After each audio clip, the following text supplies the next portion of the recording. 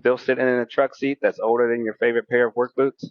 Your back has been filing complaints for years. If your seat is worn out, sagging, or just plain uncomfortable, it's time for an upgrade. Head on over to seatspecialist.com. Check out their selection of quality replacement seats built to keep you comfortable mile after mile. And don't forget to use promo code TR10 4U to save 10% on your order. Seatspecialist.com, because a better ride starts with a better seat.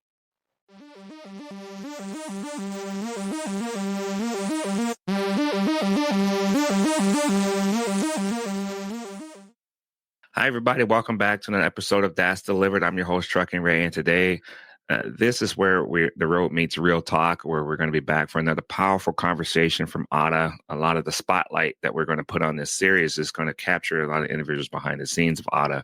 I know we got a chance to enjoy a great episode with Lotta Love Hopkins, and we also had Amani Witcher on the show.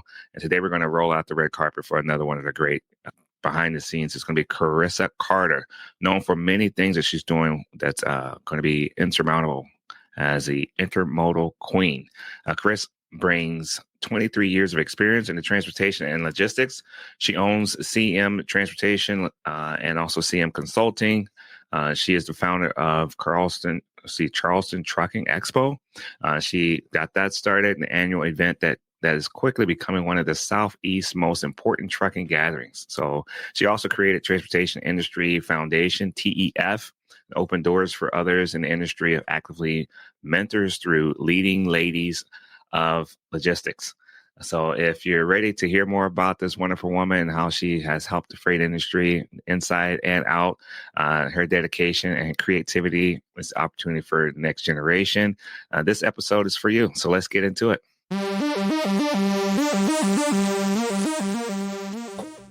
Corisa, welcome to the show. How you doing today? I'm great. Thank you so much for having me. It's my pleasure to be here.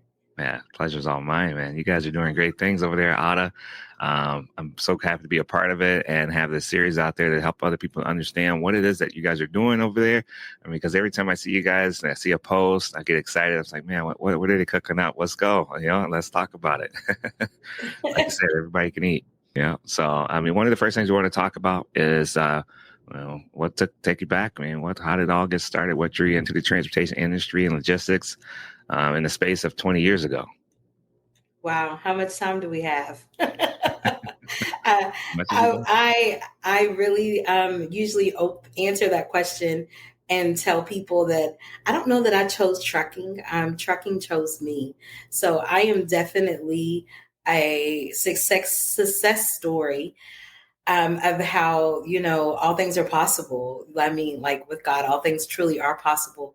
To be honest, I was making $7.50 back in 1999. My husband and I got married young, 21 and 23 years old. And of course, when you play house, you start having babies. Yeah. And so we packed up and moved to Charleston, South Carolina. I'm from a small country town called Big Spring, Kentucky. We weren't even on the map. I had a general delivery address growing up. I think we got an official address like my senior year. I walked across the street to the post office to get our mail. So once I met my husband, who was stationed in the military at Fort Knox, he's originally from Charleston, and we relocated to Charleston. I was making $7.15 as a Holiday Inn reservation agent. And one of the gentlemen that was on my team, he walked in and he was like, he got a new job. He had a desk. He had his own phone. I was like, well, where you get a job at, So he said, it just starts off as a temp, but I'm working for OOCL. That's one of the ocean line containers that come into the port. As many of you all know, and those of you that don't know, Charleston is a major port city for the Southeast. Thus, the name, the intermodal queen. So I was like, are they still hiring? So I put my little application in and I thought I was doing something, making $10 an hour. So I actually fell into the position in their equipment department.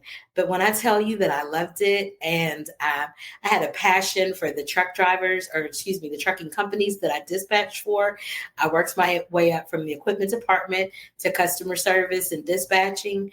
And one of the trucking companies out of Atlanta, one of the gentlemen said, Carissa, not everybody has that it factor. He was like, but you got that it factor. So if you ever want to leave OOCL, so I left my good job with my good benefits because he put a comma, in that salary, and I opened a trucking terminal for him in Charleston. He was based out of Atlanta. And after that, I went on to open 6 other trucking companies for terminal or 6 other trucking terminals for companies that wanted a terminal. The relationships that I built with the drivers, they were like, well, Carissa, we're going to go wherever you go. So I was like, okay. And, that was one of my selling tools. It opened so many doors for me. 14 years ago, I was blessed enough. I actually stepped out on faith and I opened my own terminal. And so I've been an entrepreneur, and CM Transportation was created 14 years ago here in Charleston, South Carolina. And so it wasn't, like when I speak, and especially when I talk to you, I got married young, college was no longer in the plans when we had mouths to feed and we had rent to pay and we had lights to pay. And I was blessed to walk into the door of OOCL and begin a career in transportation and logistics. And so from OOCL, which is the steamship line, I went into trucking, and I haven't looked back since then. And I just have a passion for people. I was looking back at so many faces that look like me, and then, kind of working for those working in administration for those offices. I was like, they take their money, and these guys, they deliver, they keep the world moving, and they have no idea how much power they have as drivers. So when I was blessed to open my own terminal, I vowed, I made my promise to myself and to God and to my drivers and my staff that I believe in treating people how you want to be treated. I don't take a dime that's not mine. I make sure that they get paid what they're supposed to get paid. I try to share information with them like, yo, how is your business set up? You got a business bank account? You got an EIN number? I have 43 owner operators that work under me. So that means that's 43 individual companies, and I think that a lot of time they're not given the credit for that. They were small business owners, a lot of them before I was. So yeah, I don't know that I necessarily chose trucking. When I was 4 years old, I would tell people I'm gonna be the first Black woman president of the United States. And now, looking back then, I'm kind of glad trucking chose me in our current state. Yeah, it's tough out there, man. You did. I think you did too. I think you picked the right course. Thank you so much for contributing all that. For drivers, you're helping us out. From beginning to end. What's some of the things that what keeps you going over the early years when many people, they burn out, they leave the industry, but you're still in there making it happen. And and as like being a part of this industry, burnout is easy. You get frustrated. There were many nights that I cried myself to sleep. There were many nights that I felt like, like, what am I doing? Because the one thing about trucking is, I read a post that someone said that we may love trucking, but trucking doesn't love us, because one day the people that are in power, they can change our industry at the drop of a dime, just like what happened with the tariffs. So I want to say what kept me going is the people, the drivers, the customers, my staff. I feel like I have, probably hundreds of people that rely on me. And that is a burden to bear sometimes. But, I definitely share that burden in my faith. And I also know that it's what I was called to do. I was called to make a change. And throughout the trucking industry, I've been blessed to be able to do that. Of course, I have 3 beautiful children. They're grown now, and I actually am a grandma. I had my first grandchild February the 7th, and she's a blessing. But, the saying, when you know better, you do better. So I learned I wanted to create generational wealth. I wanted my children to realize that you can be anything that you want to be, just like my grandmother, and my family implemented into me. My grandparents were sharecroppers. I mean, this is real life. I was born in 1977 and the outhouse was still in the yard. So that the drive to have that opportunity, that this is what they worked hard for, to be able to put me in a position that I could be a blessing to other people as long as I'm blessed. That's really my huge goal. I want to create that generational wealth. I want to change society. I want to change our community. I want to save youth. I want to change the world. That's great. Yeah, that's awesome. I'm a 70s baby as well. So yeah, you see some things over the years because I mean, these last 20 years or so, I mean, things have changed so fast, so drastically.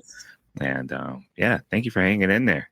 They call you the intermodal queen. Can you break that down as what that means for people out there listening? What's the thing that happens in the intermodal freight that's critical for supply chain? So the niche intermodal is not something that everybody is familiar with. It's not something that everyone, you see the dispatching courses that are out there. Hey, for $199, take my dispatching course. And it's done dropped down to $29.99 after COVID. But the port system and understanding imports and exports, understanding our economy, it really does. I'm constantly learning. So I believe that Lotta actually dubbed me the intermodal queen, because with my experience, there's not a lot that I don't know about imports and exports after now reaching 26 years in the industry. So being in the supply chain industry, starting with the ocean line, the steamship line, OOCL, ocean line containers, getting familiar with the day-to-day processes of the ports, what's required by our federal government for my drivers to get in off the port, what's required by the federal government for me to be able to haul freight off of the port.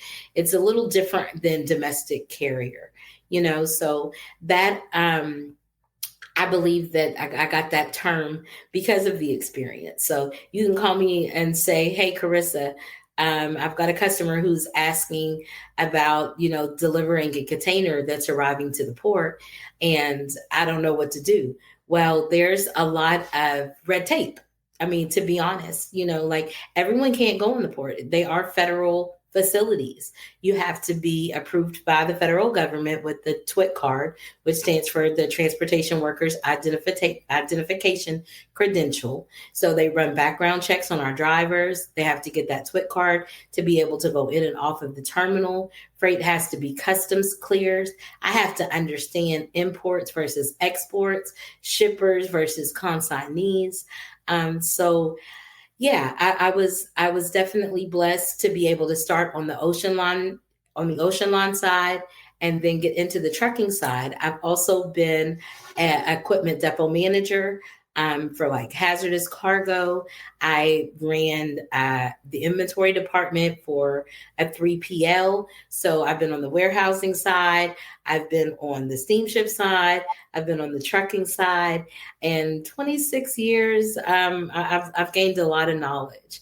And so I can say that I'm starting to get my flowers, I'm starting to be recognized that you can't just open a company and know how to move intermodal freight. There is definitely a lot of ins and outs when it comes to dealing with imports and exports and the federal government and the ports, not only here in the U.S., but abroad. Wow.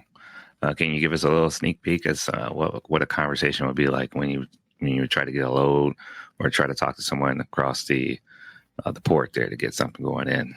Absolutely. So the customers are actually usually customs house brokers. We have had some domestic brokers who have entered into the industry probably since COVID, when there was a spike of freight.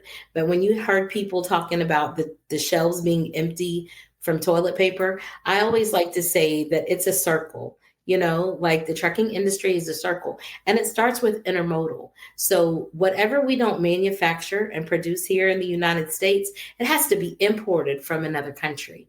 Just like, tariffs is a big topic of conversations now and a big topic in the media.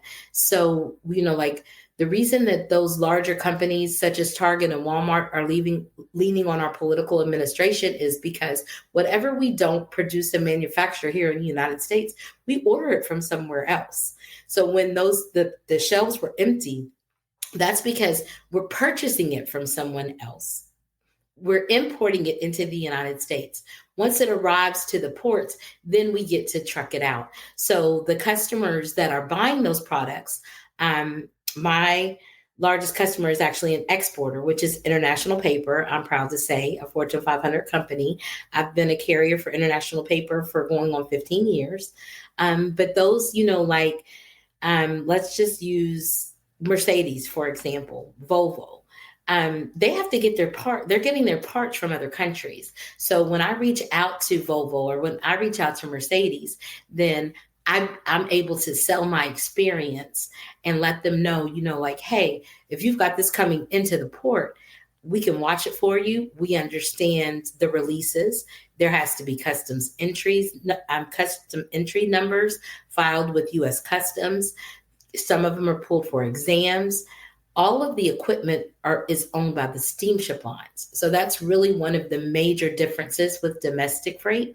So I have to be knowledgeable on how many days that container can sit in the port before it delivers to its destination. Then we only have a certain amount of days for it to return to the port. So I'm able to sell that. But when I'm calling them, that's one of the biggest things that one of our biggest selling tools. I have a road dispatcher, a local dispatcher, and between the three of us, we probably have over 100 years experience, so we know how to maneuver through the port system. And my 43 owner operators are great. A lot of them have been with me for 15 or 20 years. Like I said, they traveled with me. So they're familiar with the port operations. They're familiar with the Department of Transportation's regulations. So I can pretty much tell you, once you send it to us, we can take care of it. We will let you know what's wrong. If something's wrong when it arrives to the port, we'll let you know what you need to do to get it released. We'll get it picked up. We'll get it delivered. We'll get it returned. That empty container returned back to the port within a free time, so you don't get any additional charges. It's not like a load board. It's not like you go on a load board, picking up something from the shipper and delivering it to the next warehouse or making 7 stops. There's definitely a lot that goes into intermodal, and that is what the conversation looks like. So it's easier to be able to tell you that I can take care of you because we've been doing this for so long. That's beautiful. I like it. You even got a consulting business as well, CM Transportation, and he's got CM Consulting. You run both. What does these businesses provide a focus on for the day-to-day? So CM Transportation is my subsidiary company. Since I am a trucking agent and I lease the owner operators, we do business under Cowan Intermodal. At some point it was like, do you want your own trucking company? Well, I worked in enough trucking companies to know that I didn't want my own trucking company. I didn't want the headache of waiting on the customers to pay their invoices within 30, 60, or 90 days. There's no quick pay when it comes to intermodal, and the safety, the hiring requirements. So I opted to find a company, one of the best companies in the world. I love Cowan. And I said, hey, I have the drivers, I have customers, so I'd like to partner with you and run under your authority. So CM Transportation actually moves the containers from the port. Again, I have over 40 owner operators that work for me. So my job on that side is to recruit the guys and say, hey, I'll take care of you. All you have to do, you take care of me, I take care of you. We handle your safety. We handle the invoicing. I'll find the loads for you. You just get my stuff there on time. And then when it comes to CM Consulting, as I mentioned earlier, also, there are a lot of people that don't really understand the requirements to get into intermodal. So once the news started sharing the fact that there's a driver shortage, there's no toilet paper ain't no toilet paper in the stores, then people were like, hey, Corisa, what do I have to do to move loads out of the port? People can open a trucking company and pull loads off of the load board all the time. So my mentoring business was birthed from the fact that they wanted to know the details and the requirements to become an intermodal carrier or actually get on and off the ports. And not only do I teach intermodal, but there are some people who opt to, they may contact me just because they want to open a trucking company. There are some people who contact me that say, I don't know what I want to do in trucking, but I know I want to do something because I heard that, the trucking company is what pay. I mean, trucking is what pays. So I also give people evaluations. I give them different avenues to make money in the industry. You don't have to have a CDL. I've never driven a truck. I don't own a truck, and that's a lot of stuff that the world doesn't know. But from freight forwarding, freight brokering, dispatching, fleet ownership, there are a lot of different avenues to make money in this industry. So that's what my mentoring business can help you with. Wow. Hey, that's a piece of the pie that you can't get everywhere. Your knowledge, your experience, I mean, that says a lot. I mean, you're making moves out there, and then, that's impressive. I really think that you, along with AAWTA, that's a lot of great things happening here. So I'm very proud to be in the company of your presence here. This is nice. So thank you so much for doing all that. And then also, when you talk about building these companies, what are some of the early roadblocks that you had to navigate through, especially as being a Black woman in industry and space? I want to give you time to talk about that as well, because there's other people like yourself that want to make those moves. What would you say to them, or what would you share has been your experience? And just the statement that I am a Black woman in this industry, that was the original roadblock. I mean, even since I've had my own terminal, I would say it might have been 3 or 4 years ago, I went to a meeting with one of the customers, and they directly spoke to my counterpart, who is a male, and we're talking 3 or 4 years ago. So the industry of trucking, as most people know, is considered a white man's industry. So, I didn't get very many invitations to the table. And even in management, I worked for some gentlemen who thought that they had to bring in a Caucasian woman in order to go to these meetings with their customers, because that might cost them the business. So that was definitely a big challenge. And what I tell people is master your craft, because you can put me up against, what I mean? I mean, let's do intermodal Jeopardy. Let's do trucking Jeopardy, because you can put me up against there, and I'm going to answer those questions. And then they're forced to recognize the fact that I have the information. They're forced to recognize that I know the processes and the procedures. So that was one of the major obstacles that I faced, is just being able to be recognized, because they, a lot of the customers, a lot of the people in the industry were looking for a white man to be on the other end of the phone. Now, on the other end of the phone, they may think I'm a white woman, but, and then when they meet me, they're like, oh, you're Corisa. Yes, I am Corisa. But by then they've already fell in love with me anyway. So, that's cool. But that was definitely one of the biggest obstacles. And what I would tell people is to master your craft. Don't sell yourself. Don't oversell yourself. Make sure that you know the information that you are able to give that customer, so that you don't fall on your face. One of my mentors told me something that I quote on a lot of the podcasts that I do, any interviews that I do what you're good at and pay somebody else for what you're not. So if it's not something that I don't handle oversized, overweight freight. I'm going to refer you to someone who handles oversized, overweight freight. That's just an option that I took as a business owner. So what I do, I'm very good at what I do. I know the information on what I do. I know the regulations on what I do. So when you are put in a position and you are questioned about it, I don't want to be set at the table because of affirmative action, DEI, which we know no longer exists. I want to be set at the table because I actually have the experience, the knowledge, the will, and the know-how to make both of our companies successful. Man, that's great. That's a lot to be said there. Many people think, when you hear racism, I don't want to talk about it, or that's something that possibly, is that something that is in your head? But spotty clues. There's people that read the room very well by being observant. What would you say to individuals to say, man, some of those things that you're talking about is more so on the individual side?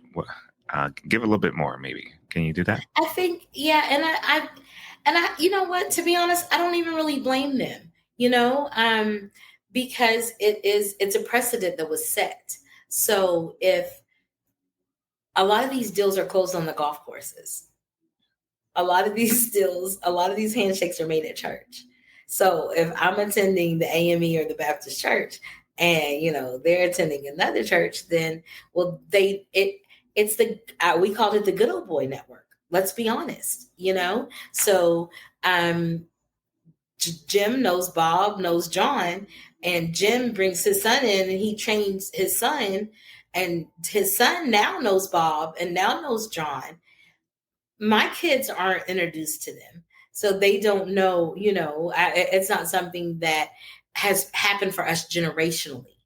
But now I believe that, we are in a different time and a different world, and people are respecting knowledge, just over the fact of who you are and who you're connected to. But that is one thing we used to say at the Port of Charleston when you went after those big accounts. That's why I respect companies like International Paper. They gave me the opportunity based on the service that I provided, not based on, who I knew. Now, there are still companies in Charleston that are thriving because of who they know. And I know that to be a fact. I can put up the same amount of service as them. However, their dad knew each other. Their dad worked at the port, so they could open a trucking company. They had some different inside connections. And that is one of the things that I pride myself with being affiliated with AAWTA, so we can bypass the who when we can show you what we can do. So we can get in those doors, because now the collaborations that we do, the people that are teaching and educating can bring information to show that you do deserve a seat at that table. It's still not, it's still not easy. It's Nicole, the founder of AAWTA. My hat goes off to her and Miss Donna. But, she got us at the Mid-America Trucking Show, and she was like, hey, listen, there's, women in trucking is becoming a powerful movement. We're not going anywhere. And she said, and not only are we not going anywhere, we're holding leadership roles. We are making changes within this industry. So why don't you have a women's leadership panel? A Black woman said that. A Black woman did that. If you would have asked me 10 years ago, I would have never thought that a Black woman would have been hosting a woman leadership panel at the Mid-American Trucking Show in Louisville, Kentucky, which is the biggest trucking show, biggest transportation industry event of the year. And so, yeah, times are changing. We've definitely been blessed, but just like, it doesn't matter what news station that you pull up or, some of the shows that you pull up. When we say we have to work harder, we do have to work harder. It is going to take us 5 emails to get recognized. And then sometimes we still, even after they recognize you, once they find out that you're a Black woman, then the conversation kind of stops. It is still going on. So we do have to work harder. And all I can say over and over and over is master your craft. Don't give them a reason to not invite you. Right. Educating yourself, getting that knowledge is going to make you invaluable. Like you said, what can I bring to the table? You want to, the frustration, the hesitancy of not knowing something, that could take you out right there. So Yes. When you master your craft, like you said, I think that's going to help resonate with so many people. To help them see that, if you can rub shoulders with individuals like yourself, be in those circles, like when you guys put out those invites for the Power Hub and things like that, I think it's going to be a huge game changer for a lot of individuals that want to play the game seriously and make moves for themselves. So, and we want to. And one of the things that I used to hear all the time is that, nobody will help me. Nobody will train me. AAWTA is here because of that. We are here because we know what it's like to feel alone on an island. We're here because we weren't invited to those tables. So we want to help you build your business. We want to help educate you in the industry. And so we have so many different variations of companies that are within this organization so that you can build your business. And it doesn't matter if you're an African American woman. You can be white, black, blue, purple, yellow. We just want you to be good at what you're doing. We want you to know that you're not alone. And like one of the things that we tell our kids all the time, oh, mom, I know. But honey, I'm only telling you because I've already done it. So why do you have to make the same mistakes that I made? So if we can help you not make those mistakes, if we can give you a little insight on how to better yourself from the beginning, then maybe you can reach that goal a little faster than we did. Wow. Perfect. They got to be able to listen and hear what you're saying there, because you're giving them a break. Don't repeat what I did. You can actually make your own mistakes. Yes. It's just Yes. bypass. Yeah. So how do you use your counseling platform to help others, especially those who are just entering the logistics field and the freight game when they're new? I mean, you mentioned that too. Maybe they just don't know what to do, but they just want to do trucking. Yes. And so I got a lot of those calls during COVID. We were still essential employees. And then, of course, with social media changed the game. So now you've got people out there selling courses, telling you that you can work from home, telling you that they're traveling and working while they're on the beach in Punta Cana. They're heading to the Gucci stores, and everybody wants to call me and say, so, hey, Corisa, how do I do that? Now that wasn't me, because I was still working in my office. But they, they're asking me, hey, how can I do that? And I was like, man, God, I know there's something that I should be doing. But that's when the Charleston Trucking Expo was birthed. I'm going to talk about birthing a lot, because when you have something in you that you just sometimes you don't know how to get it out, or the process that it's supposed to be. I was driving across one of the beautiful bridges in Charleston, and I was like, what if I can get different people in this industry together in one room to answer these questions for the people that are in my inbox, to answer the questions for the cousins. They're talking, there's a driver shortage. Now, after COVID, the influx of freight, people couldn't get their deliveries fast enough. Everybody wanted their stuff right then. So what can I do to bring the community up to speed on what it is that we do? There are some children, young people, young adults, not just children, the youth. There are some people who don't want to go to 4 years. After 12 years, that was enough school for them. But they think of the trucking industry as just driving a truck. So that's where the scholarship program came in. So I called, some of my best friends and my family members, called my husband and said, I want to have an expo. And they're like, okay, they follow my shenanigans, but that was the platform. I was like, if I can put $10 million worth of game in one room, and all you got to do is pay $25 to come and meet us in person, stop by the vendor tables and shake hands, listen to the leaders speak at breakout sessions.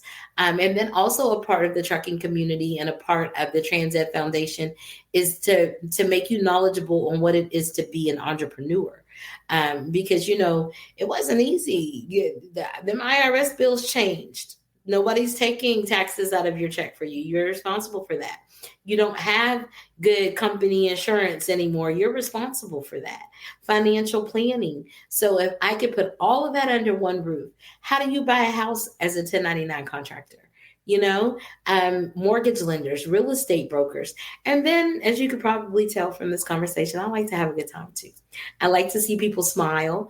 I've got 3 kids, and now the new grandkid. I didn't go very many places without them. So what can we do to bring the community out and make it family friendly?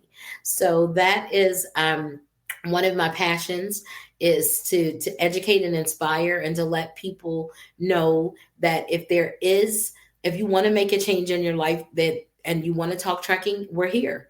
And so this will be the 3rd year that we bring back the Charleston Trucking Expo. We did take a year off kind of like with the world and, life be life in, as they said. So I needed to take a reset and figure out, how do we drum up the support? How do we reach across the color barriers? Because this isn't just an all Black event. This is a community event. This is about entrepreneur. This is about educating. This is about helping one another, because it does take a village. And so that was one of the reasons that I started the expo, is because, a lot of people are asking, how do I do this? What steps do I take? And then I wanted to go a step further and say, okay, and if you do this, now let me tell you what you're going to find out on the back end. Let's talk about taxes. Let's talk about insurance. Let's talk about financials. Let's talk about business development. Let's make sure that your business is set up correctly. So that I guess that would be, the biggest ploy. And one of the things another reason that I'm blessed. I just wanted to be able to reach the community. I want to take it to different communities, like a smaller version of MATS. And AAWTA has been great with that, showing the support, the collaboration within. AAWTA is not just women that have trucking companies or work in trucking companies or dispatching services. As you mentioned, the great Lotta Hawkins. She's a commercial insurance broker. That's her original job description. So there's so many different industries that work together within transportation and logistics. I don't know that people are aware. So I said, let's bring awareness and have a good time while we do it. So we do some line dancing, got a DJ, got the food truck park out there. We got a kids zone, so you can bring your kids out. And I'm not going to lie, most of the time, gentlemen aren't on Facebook looking at the events that's going on this weekend, but mom is like, what can I do to get the kids out of the house? Yeah. And then it's also nice for the wives to be able to meet people within the industry to see what their husbands are doing, and vice versa. Husbands that need to meet people within the industry to see what their wives are doing. Nice. That's beautiful. Wow. I mean, the first year you guys pulled over 1,500 attendees. Oh, man, that's a great vibe going over there. What stood out to you the most when you say the expo helped individuals? I know you said that a lot of the young ones are giving them that access to be able to ask questions and go to those expos. What are some other things that stood out for you? The things that stood out is that people actually applied what they learned there. So when I started getting the messages throughout the year that, hey, Miss Corisa, I got my CDL. Hey, Miss Corisa, I enrolled in school. We give away scholarships. For originally it was to the to those that wanted to get their CDL, to the technical colleges that provided CDL programs. And then, we even extended it if you just want to get into the transportation and logistic industry. So I just spoke to one of the scholarship recipients who's on like his third or fourth company with his CDL, and he's going out on the road. And, they say like, it changed my life. Like they thought about it, but didn't really know how to do it. So that's what really stands out the most, is that we produced something. A lot of people, like my team, especially my marketing team, they were like, well, Corisa, this may not be an annual event, because sometimes people think, that that they went to that first one and they met who that they were going to meet. They got the information that they needed.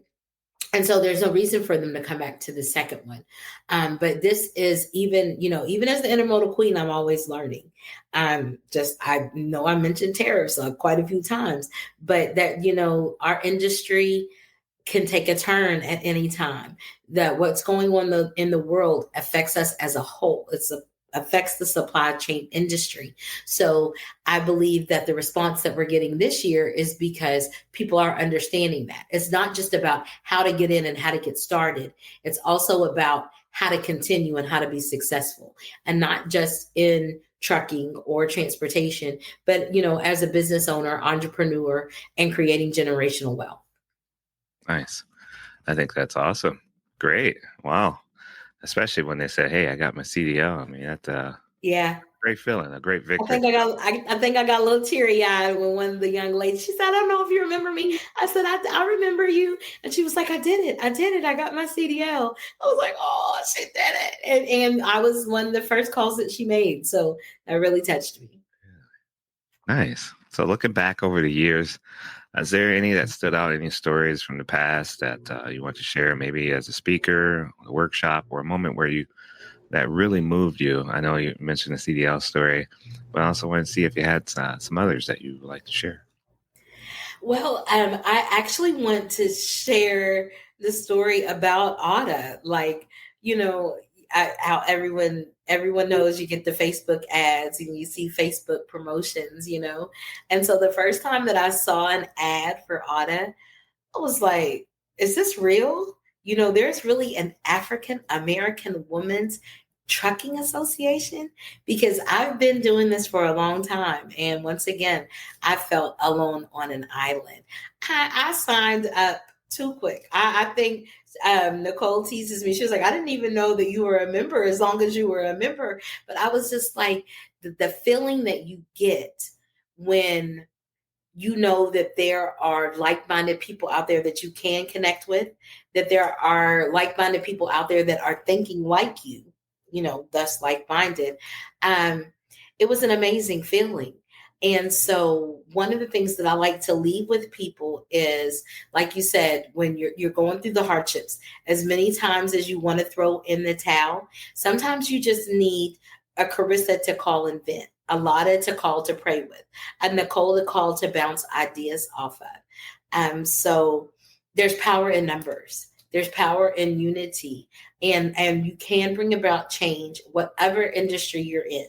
It doesn't have to be trucking. It could be healthcare. It could be whatever. But once you find a village, once you find a group of people who think like you, I'll never forget that feeling, because I never thought that there would be an African American Women's Trucking Association. I thought that I was one of the only handful of Black women that were in trucking. Even as women drivers started signing on, or I saw dispatch, dispatch services pop up and pop down. Just the feeling to know that you're not alone. Just the feeling to know that there is somebody that supports your dreams and visions and who have similar dreams and visions. That's one of those stories that I can't stress enough. If you put the legwork in, if you find those association like AAWTA, Women in Trucking, the Broker Carrier Summit, I'm a member of Maritime Association. There are these industries out there, and to actually have the feeling that I've been doing this and I'm not doing it in vain. That's kind of like when you feel like, okay, soft life season is beginning. Wow. Well, I mean, that's huge. I love that you guys have come together and found each other, and also made me a part of it as well. I think that's just going to make things even better. And we can't thank you enough. I don't mean to interrupt you, but that's another thing. There's not very many platforms that you like yours that say, hey, come on, let's talk. And so our appreciation to you, my hat goes off to you, giving us this opportunity and recognizing us. That's another step. I didn't get recognized. I didn't get invitations to podcasts. I'm still struggling with that because I'm also a little older, so I'm not a big social media person. But we thank you. We thank you because you're helping bring about this knowledge and the change that we've been striving for. Sweet. Man, let's do it, right? Let's build big things. Yeah, it's an honor. I think it's a great privilege to be a part of it and to be in the circle there. Man, you guys are amazing. Going back to that Charleston Trucking Expo, when's the next one that you have a time period set up? That maybe we do. We are actually in the planning stages. We're finalizing the planning stages now, but Saturday, September the 20th, in the Charleston area. It's actually at the Latson Exchange Park. I have a wonderful team who works diligently. One day I'll say I want to do this. The next day I want to do that. All of us work full-time jobs. They're purely on a strictly volunteer basis, but my hat goes off to them. We are hoping to bring the women leadership panel to the Charleston Trucking Expo, but we are coming back this year for our third year, and we want to multiply that 1,500 attendees to over 3,000. And once again, I want to stress, you don't just have to be in trucking. It doesn't have to be, if you just want to come out and talk about your taxes, if you want to, you need an accountant, because now you've been running your catering business and and all these receipts in the shoebox aren't working. It's about community involvement. It's about the family. Our Kids Zone this year are going to include STEM projects, because as we learn more, we want the community to learn more as well. But of course, we're still going to have a great time. We have the great DJ Trip, and we're always looking for sponsors and vendors to come out and to support us. But we'll have a Kids Zone. We have sponsorship events. We're working on a hiring event this year, not just trucking related, but like especially with government layoffs, we are our brother's keeper. And that's one of the founding things for the Charleston Truck Expo. So if you want knowledge on trucking, come out. If you want knowledge about business, come out. You want knowledge about entrepreneurship, come out. If you just want to eat some good seafood from the food truck and let your kids run around and get their face painted, come out. If you want to learn how to do the boots on the ground line dance, because I still can't get my fan right, come out. We love to see our community. We love to support our community, and we love to have a great time doing it. The power of positive energy. Yes. I mean, that's a huge thing. There's so much fear monger out there. There's so much doom and gloom. To hear that, and it's like bright sunshine coming through the clouds. I mean, I think that's great. Keep up the great work. I'm excited. Just love hearing it. We'd love to see you. You can come and record live Saturday, September 20th. That's good, boy. All right, I gotta make plans. Yeah, man, and I got a birthday coming up at that time too, man. We're getting older. September. I can guarantee you we'll have a great time. Nice. Man, that's great. That sounds exciting. I think a lot of people are going to be looking forward to that, and I want to make sure they get the word out too. Make sure that people hear that, the listeners know what's going on. So Transportation Industry Foundation, TEF, it's also another thing that we wanted to touch on. You started that. What was the spark behind that idea? Man, after that first expo, I learned so much. And once again, I keep talking about, the learning and how much power there is in education. So the nonprofit organization was formed, and we wanted to be able to receive the love from the community. CM Transportation donated 3 scholarships each year for the past 2 years. This year, by incorporating the Transportation Education Foundation, because this is not for profit, and that's what a nonprofit, the definition is. It's not for profit. So I want to help people. We want to help people. So the Trans Ed Foundation was able to be created so that we can continue to help and to educate. And for those companies that want to pour into us, they can pour into an industry that is not for profit. So those three scholarships turned into 8 scholarships.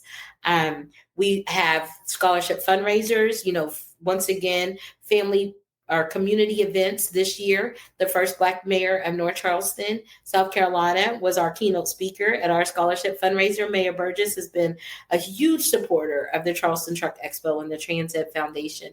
And with that collaboration now, I'm working with his administration to get into the communities and to talk to youth, talk to them about their future, talk to the young adults maybe who've already been out of school that may want to get into trucking, or even if they just want to own their own business. So the Trans Ed Foundation was definitely birthed because I gained the knowledge of how important the correct type of business development is. I ran out there as CM Transportation. I want to save the world. Well, there's levels to this thing. And so we want to do partnering with AAWTA. We will have some awesome summits on the books for 2026 where we can get in and educate people there. So yes, sir, the Trans Ed Foundation, empower, educate, and inspire. That's what we're all about. So how can we do this? And we take this thing, throughout the country and really make a change. Nice. Great work there. You see it going for the next 5 years? I do. But hopefully it'll be sitting in this office, spoiling the grandbaby and telling other people what to do, because I'm getting old. Soft life season. But I actually see this going for the rest of my life. I can be 80 years old, and if somebody still wants to call me and they want to talk and they want to bounce stuff off of me, I just don't think it's something that I can turn off. We like to say, like it's in you and not on you. I have so much information in my head. I've been so blessed that I just want to continue to share it. And please, and check us out. CharlestonTruckExpo.com is the website. You can follow us on social media, Instagram, Charleston Truck Expo. You can follow us on Facebook, Charleston Truck Expo. My company, again, is CM Transportation. I am Corisa Carter. Follow me, drop me a message, shoot me a question, sign up for a free an initial consultation, and I'll answer questions for you, without actually booking the consulting, to make it to determine where you want to go next, because we are out here to help. And I love people. I have a passion for people. I have a passion for my community. I have a passion for our youth. And 5 years, 10 years, I'm still going. I mean, there's more too. I mean, leading ladies of logistics. Man, that one. You said that it's one of the biggest lessons you try to pass to the women is coming in the industry. And she became one of my best friends after I met her. Miss Tristan Simmons created Leading Ladies of Logistics and asked me to be a part of her mentoring program. So as people signed up for her organization, we would do monthly. She would have different guests each month. So I made myself available. But Tristan is a freight broker. Tristan has went on to open a tow truck company. Like when I say there are so many variations into this industry. But once again, our visions were aligned. She saw the roadblocks that we ran into as women in the industry, especially Black women in the industry. And she wanted to let people know the same thing. Hey, we're out here and you're not alone. She had a couple of great conferences in Atlanta. And now that she's focusing on trucking, the tow trucking company, she's always still one of my biggest supporters. She's spoken at both of the expos this far. I'm trying to get her on the stage now that she said, we're getting a little older, Corisa, and I'm kind of getting tired of that camera, but I love her. I love what she's done in the industry. You can still follow her on Instagram under Leading Ladies of Logistics. She has a lot of followers. She has been on numerous stages, recession-proof. She's been on the recession-proof stage because this industry is a recession-proof industry to a certain extent. Depends on when that political administration starts messing with us too much. But that was one of the first mentoring opportunities that I had. So that was a blessing to be a part of that. And I can't thank her enough.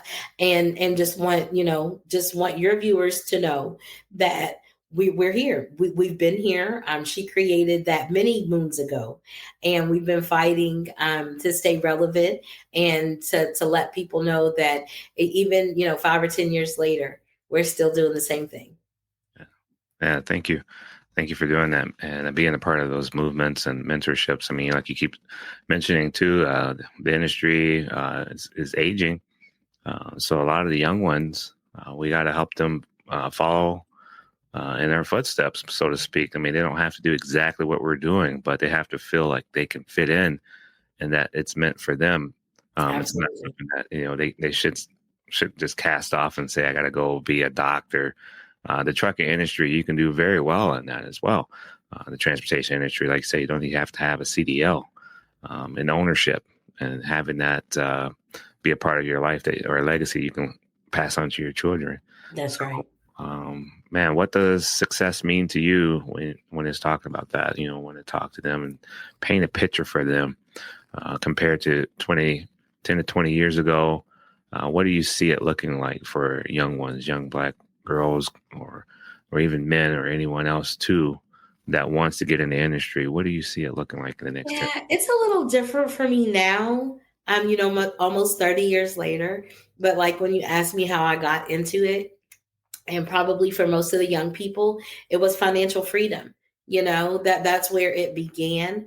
So their definition of success could be financial freedom. And I'm okay with that, because I'm going to tell you what, life is a lot easier when you don't have to worry about how you're going to pay the light bill, and how you're going to pay your rent payment. So financial freedom is 100% acceptable for me. If that is someone's vision of success, for me, it was the phone call saying, "Hey, Corisa, I got my CDL." For me, it was the gentleman that got the scholarship that is now out over the road, and that was one of his dreams and his passions. The scholarship is actually named after my bonus nephew because he was right after his 18th birthday, before he accepted his high school diploma, he was a victim of gun violence. He spent many nights at my house, and me and his mom were best friends. But to be able to honor his memory and to maybe change someone else and to save someone else's son, that's what success looks like for me. I get the warm and fuzzy.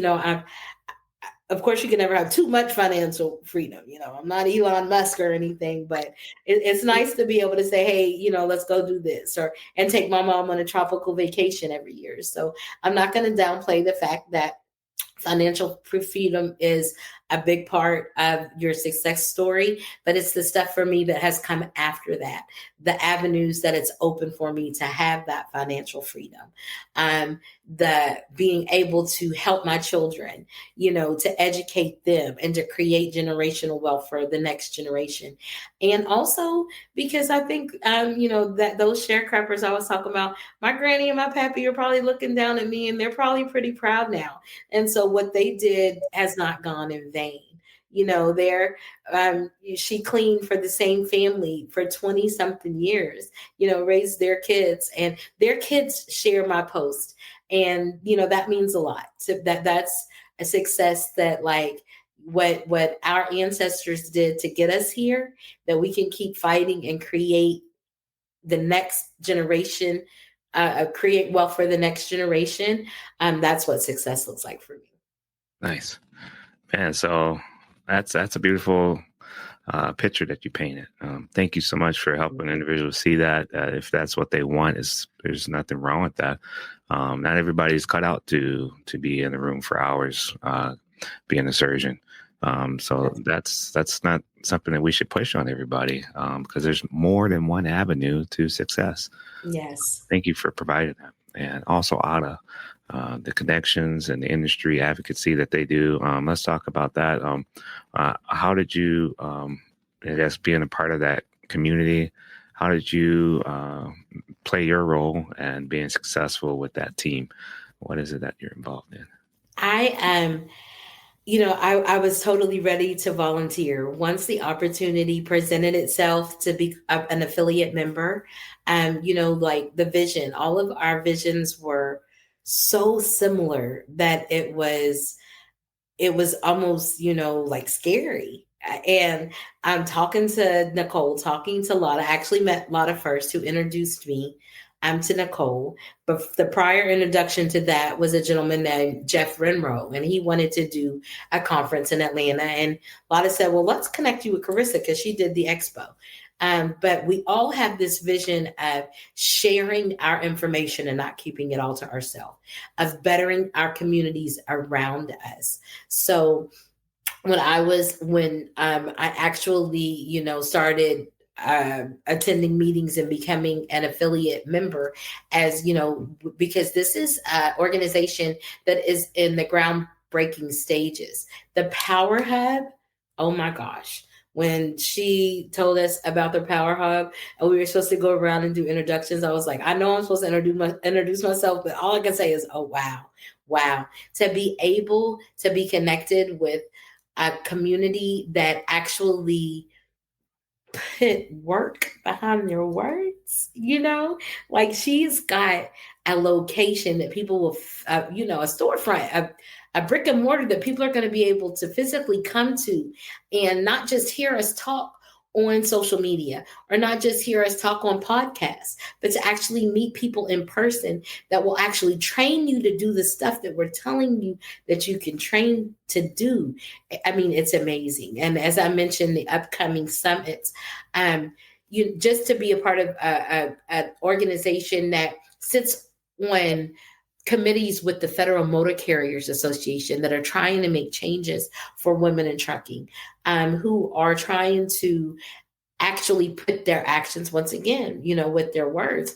It's just been totally, it's been awesome. Of course, we always need support, because money doesn't grow on trees and it's not going to fall out of the sky.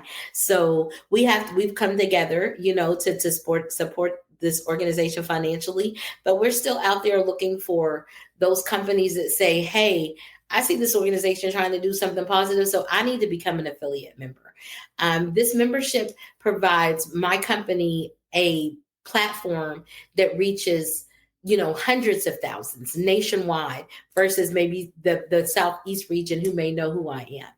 But now, being on the stage with AAWTA, or being a host with AAWTA at MATS, that reached people who never even heard of AAWTA. So I'm totally amazed at what the organization is doing. I am totally in awe of this Power Hub. I'm excited to be in Atlanta on June 25th for the ribbon cutting. I'm excited to see where it's going to take off and take us. But everyone who is listening, whether it's just a regular membership, to be educated by leaders who have the experience, or like I said, to bounce stuff off of us, or if your business, to become an affiliate member so that you can go on the AAWTA organization website and people can reach out and say, oh, this person does this, let me reach out to them. And by being a member, you get discounts, like through these large companies that probably wouldn't answer the phone just for Corisa regularly. But when they see, that it's attached to AAWTA, now you're going to get a discount for that. It's definitely about brand building. It's about relationship building. And it's been a pleasure to be a part of, and I can't wait to see where it takes us. Likewise. That's awesome. Great job. Man, keep up the great work there. The energy that you guys bring out is very contagious. And I think that's something that the industry needs. And I think they will continue to, welcome you guys with open arms. So keep up the great work, like making those changes and being in those big rooms, like you said, FMCSA, being involved in that. I mean, that's going to make things better for everyone. I think I was thinking with how they made even the rest stops even better for truck stops and things like that. That's right. The showers, hey, let's raise the bar. That's right.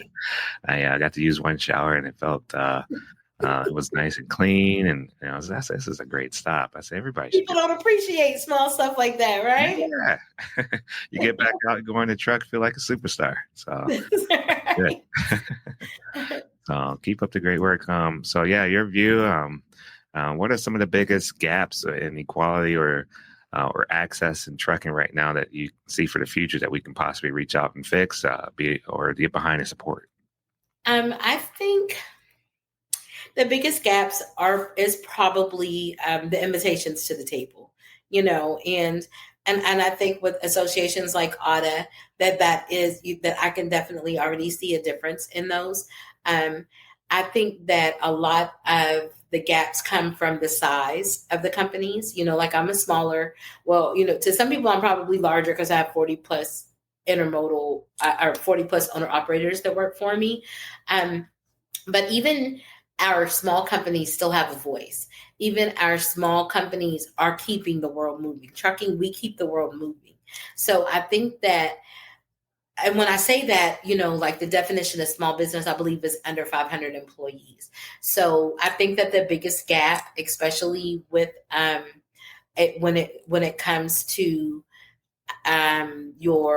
when it comes to race, and it comes to nationality, is that maybe the other businesses have been at it a little longer. So their numbers, they're not considered small businesses. You have your Swift, you have your JB Hunts, you have your Snyders, you have these larger companies that are nationwide known. They have the pockets, quite frankly, because of their size. But as our small businesses, we're very impactful also. And I think that is probably the biggest barrier, is being recognized for our contributions, as well as the contributions that those names that the larger companies are. And I think that once people realize that the collaboration of the industry, instead of it being JB Hunt versus Swift, Like, could you imagine what happened if we all came together? Broker transparency has been one of the big, has been a hot topic also when it comes to rates and stuff like that. And when people ask me about, rating and transparency, my problem has always been, or like striking at the port, how come the truck drivers, they can't ever come together? Because there's so many of us that are operating individually. There's really not a lot of unity in it because of that financial freedom. But could you imagine if we all came together as an industry? And it doesn't matter that Corisa is a Black woman that owns a 40 plus truck terminal. How about Corisa is just a 40 truck plus terminal that collaborates with a 2,000 truck plus terminal that has information for a 5,000 truck plus terminal? Or company, excuse me. So I think that is probably one of the biggest roadblocks that I don't think that we get the recognition and the attention that we have, probably because of our size and because of, our standing as small business versus large business. And quite frankly, publicly traded versus private. Good old America, but we're going to keep battling it. We're going to keep picking away at it, one organization at a time, one company at a time, one podcast at a time. We're here. We have something to say. We're knowledgeable. We believe in unity and coming together for our industry to make a change for our country. Nice. Yeah, I love that. It's a lot of respect there and the hard work that's being put in, the dedication that you guys are doing. I think that's huge. I think about, like, I see my daughter when she was younger, she used to make the bracelets or the beads. Yeah. And you string and you put them all on there. They're a little different sometimes. You can match them up, but they make something beautiful, something that's has value that people can wear. I think all of us, if we come together, it's kind of like those beads and we put them on and be connected in some way to make things better for each individual. And I think that's going to be huge for if anyone wants to play along. I think it's going to be great for them as well. Maybe they're doing good out there, but you can always do something else to help someone else. That's right. Yeah, nice. And so, Corisa, thank you so much for sharing your story, building the bridges in the industry. I think whether you're in the business side of things or be sure to check out the expo or the lives of those you're impacting through education and mentorship. I think it's huge. So for anyone that's listening, if you're in the trucking industry, a professional, student, entrepreneur, or just curious about what's going on in the logistics field, please take the time to get to know Corisa, tap into what she's building. Follow her, check her out. That Charleston Trucking Expo, that's huge. Stay locked in with her work, all the work that she's doing there for the Transportation Education Foundation as well. And of course, don't forget AAWTA and check them out, what they're doing, AAWTA.org, to learn more about African American Women Trucking Association. Be sure to, if you need to have a community, sign up. Can't stress it enough. Do what you can to be a part of that community, whether it be on a small level or a great level as partnerships. I think it's going to be great too for the Power Hub when that opens and gets a lot of people involved there in that community. So more the merrier. This episode is not just part of a bigger mission, but it's to highlight the stories and struggles and triumphs of Black women in the industry and all of those alike. And just so you know, we're just getting started. So there's more episodes coming like this. So please stay tuned. So thank you so much, Corisa. Appreciate you taking the time. Thank you. And once again, thank you for this platform and thank you for your vision and your support. We appreciate you. Love it. I love it. So if anyone's out there who would be a great fit for the series, please hit me up. Let's stay connected. Let's keep the stories flowing. This is Trucking Ray signing off, and keep those wheels turning. And remember, the legacy of delivering each mile at a time, and that's delivered. Are you a trucker looking for a safe and reliable place to park? Look no further than Truck Parking Club. With locations across the country, we've got the perfect spot waiting for you, whether it's daily or long-term parking. And right now, use promo code DELIVERED at checkout for an exclusive discount. Reserve your spot today at truckparkingclub.com and drive stress-free, knowing your parking is covered.